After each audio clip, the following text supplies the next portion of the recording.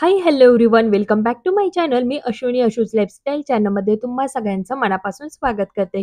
जर तुम्ही चॅनलवर नवीन असाल तर नक्की आपल्या चॅनलला सबस्क्राईब करा आणि हो, व्हिडिओ स्किप न करता पूर्ण बघा.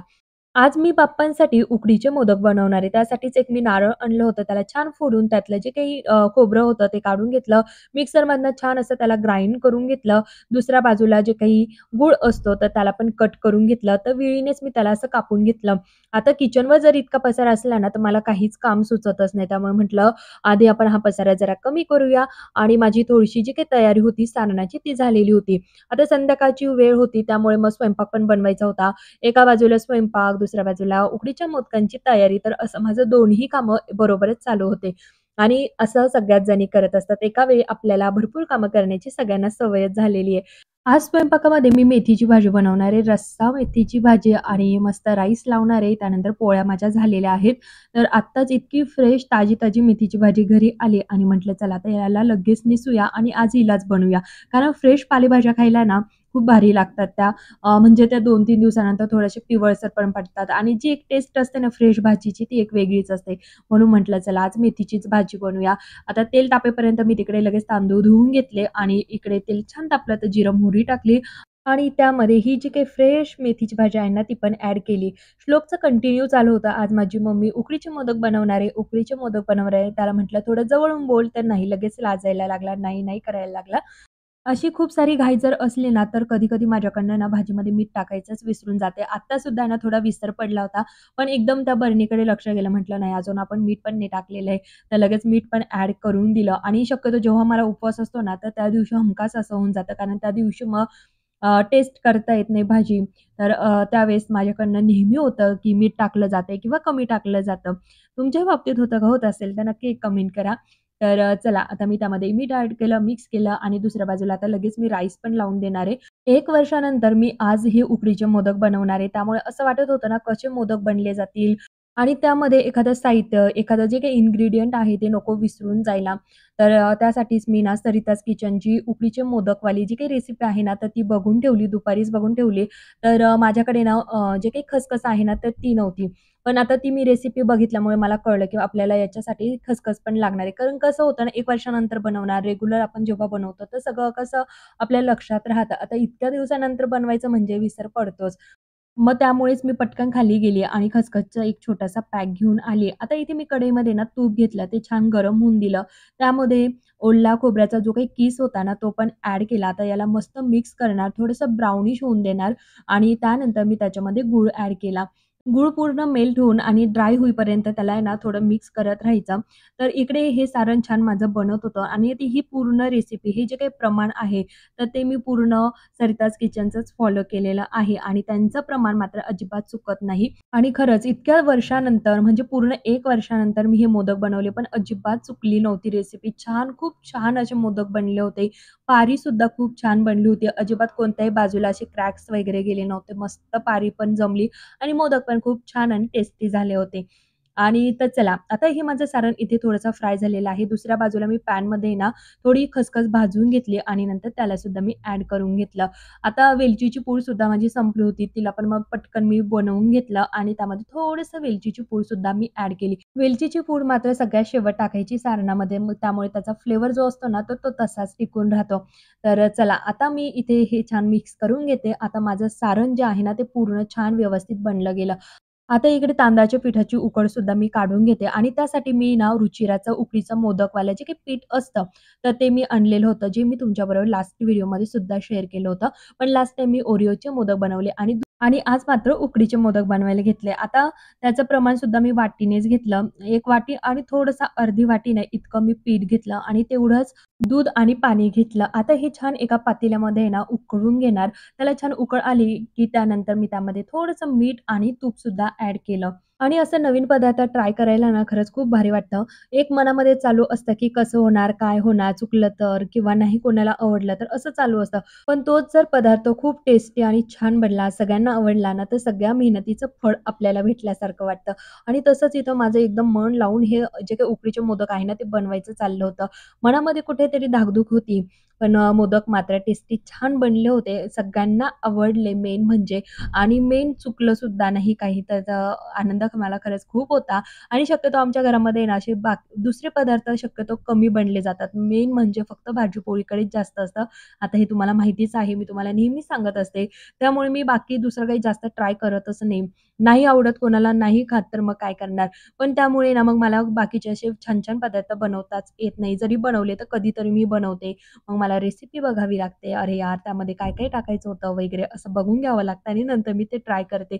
अ, तर चला असो इथे छान उकळी जे काही पाणी होतं ना, ते व्यवस्थित उकळलं. दूध आणि पाणी मी ॲड केलेलं आहे बरं का समप्रमाणामध्ये. तर त्याला छान उकळ आली. मीठ पण ॲड केलं आणि तूप पण ॲड केलं होतं आणि त्याच्यामध्ये मी जे काही पीठ होतं ते ॲड केलं आणि मस्त त्याला जसं आपण खिशी घेतो पापडांची वगैरे तशी त्याची खिशी घेऊन टाकली आणि त्याला 5 ते 10 मिनिटं आहे ना तसंच वाफेवर ठेवून दिलं. आता ते छान मस्त गरमच होतं तेव्हाच म्हटलं त्याला छान मॅश करून घेऊयात. तर चला आता इथे आमचा पोपट तुम्हाला जसं मी पुढे म्हटलं, की आरुषला वाटलं, की आज आमचा फॅन्सी ड्रेस कॉम्पिटिशन आहे त्यामुळे तो ड्रेस घालून बघत होता, हा ड्रेस मला येतो की नाही. तर इथे त्याची तयारी चालू होती आणि त्याने नंतर मेसेज बघितला, की आज आपला नाहीये तर आज मम्मीचा आहे. म्हणजे आज लेडीजचं होतं. तर त्याचा पूर्ण पोपटच झाला. पण तरीही ही तयारी वगैरे आमची चालू होती. तर मध्ये-मध्ये त्याचं यायचं काम चालू होतं. श्लोक मात्र काही नाही. त्याचं इतकं काही नसतं. फक्त गॉगल लावून फिरत होता. तर आरुषला अजून बटन लावता येत नाही.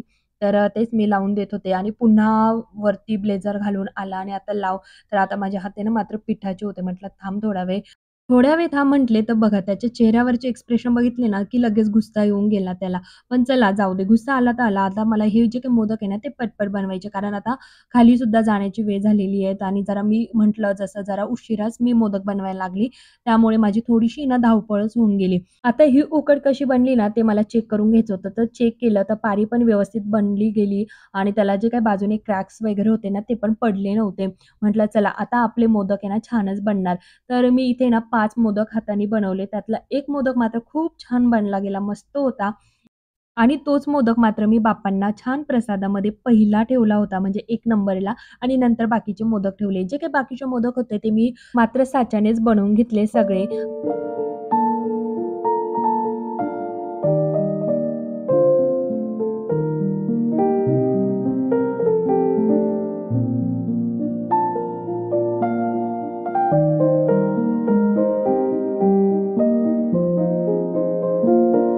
तर इतके छान असे हे सगळे मोदक मी बनवून घेतले. आता साच्याने बनवलेले आणि हाताने बनवलेले लगेच समजून येतात. इतकं थोडंसं सारण माझं उरलेलं होतं. आता एक दिवस मी पुन्हा उकडीचे मोदक बनवणार आणि तेव्हा मग ते यूज करेल किंवा मग आपले जे काही पिठाचे किंवा मैद्याचे बनवतो आपण गव्हाच्या पिठाचे जे काही तळणारे मोदक असतात, तर त्याच्यामध्ये मी हे सारण घालून बनवेल.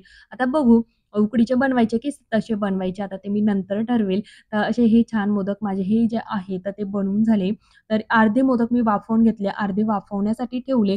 आता हा जो पहिला मी तुम्हाला दाखवते ना, तो मी बनवला. तो खूप छान झालेला आहे आणि बाकीचे मात्र आहे ना साच्याने बनवलेले. आता मी म्हटलं यामध्ये दुसरा ठेवू. पुन्हा माझ्या मनात आलं, इतके सारे मोदक आहे ना, तर मग आपण 11 मोदकांचा नैवेद्य दाखवूया.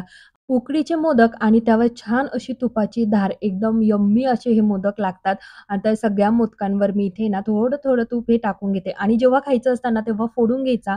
त्यानंतर त्यामध्ये तूप ॲड करायचं, नंतर खायचं. एकदम मस्त लागतं. ह्या 10 दिवसामध्ये सगळ्यांनीच उकडीचे मोदक नक्कीच खाल्ले असतील छान तूप टाकून. तर मी पण आम्ही 2 दिवस खात होतो अक्षरशः छान मस्त यम्मी, यम्मी हे मोदक होते. तर चला तर आता हे सगळे जे व्हिडिओ आहेत ना, तर तुमच्यावर शेअर करायला जरा म्हणजे खूपच उशीरच झालेला आहे. पण काय करणार इतकी बाप्पा आले ना, तेव्हापासून नुसती धावपळ होती. धावपळ म्हणजे इतकंच होतं, की घरातलं आवरायचं, संध्याकाळी पुन्हा आरतीला जायचं, घरातली आरती, नंतर आरतीला जायचं. ते झालं, की पुन्हा मग पटकन जेवण करायची, किचन वगैरे आवरायचं, थोडंसं आवरलं जायचं थोडंसं. तिकडनं आल्यानंतर आवरायची आणि पुन्हा मग गेम्स, मस्त डान्स वगैरे करायला खाली जायचं. तर ही सारी धावपळ चालू होती. त्यामुळे मी व्हिडिओ शूट केले, पण ते एडिट करायला मला खरंच वेळ भेटला नाही. मला खूप वाटायचं तुमच्यावर आजच शेअर करूया, आजचा व्हिडिओ आजच शेअर करूया, पण जमतच नव्हतं. पण या वीकमध्ये मी तुमच्यावर सगळे व्हिडिओ शेअर करणार. इथे बाप्पांना मस्त नैवेद्य दाखवून घेतला. छान अशी रेडी झाली आणि जसं मी तुम्हाला म्हटलं ना, आज फॅन्सी ड्रेस कॉम्पिटिशन होतं, तर असं मी थोडंसं तयार होऊन गेलेलो होतं आणि हेच 10 दिवस आहे. इथे आम्हाला खूप मज्जा करता येते. आम्हाला म्हणजे तुम्ही सुद्धा अशीच मजा केलेली असेल. तर हे मी फर्स्ट टाईम ट्राय केलं. कसं वाटलं तुम्हाला? मला जमलं की नाही? तर ते सुद्धा तुम्ही मला कमेंट करून सांगा. ह्या सगळ्या माझ्या फ्रेंड्स आहेत. आम्ही सगळेजणी कशा दिसतो ते सुद्धा सांगा. चला अ, वरती यायला जवळ-जवळ 12:30 वाजले होते आज. कारण खूप सारे व्हिडिओ आणि रील्स आम्ही शूट करत होतो. सगळे मस्त शूट केले. थोडेसे व्हिडिओज वगैरे काढलेच जातात सगळेजण एकत्र आणि असे छान गोड तयार होऊन आलं, की फोटोज, व्हिडिओ होणारच. त्यानंतर मी वरती आली. थोडी कामं पेंडिंग होती ती आवरली. मला झोपायला अक्षरशः 1:30 वाजला होता आणि सध्या माझा हाच टायमिंग आहे. 1-1:30 वाजतच असतो किंवा 2ही होतात. तर चला असो. आता इथे झोपताना मात्र जेव्हापासून बाप्पा आले ना, बाप्पाला भेटल्याशिवाय, बाप्पांना पुन्हा एकदा नमस्कार केल्याशिवाय, डोळे भरून बघितल्याशिवाय मात्र झोप लागतच नाही. तर इथे छान बाप्पांना बघून घेतलं. तर असा काहीसा माझा आजचा हा दिवस होता. तर मी बनवलेले उकडीचे मोदक तुम्हाला कसे वाटले नक्की मला कमेंट करून सांगा. आजचा व्हिडिओ कसा वाटला? आवडला असेल तर लाईक, शेअर, सबस्क्राईब, कमेंट्स करा. पुन्हा भेटूया अशाच इंटरेस्टिंग डेली व्लॉग्स बरोबर. तोपर्यंत बाय बाय. Take care.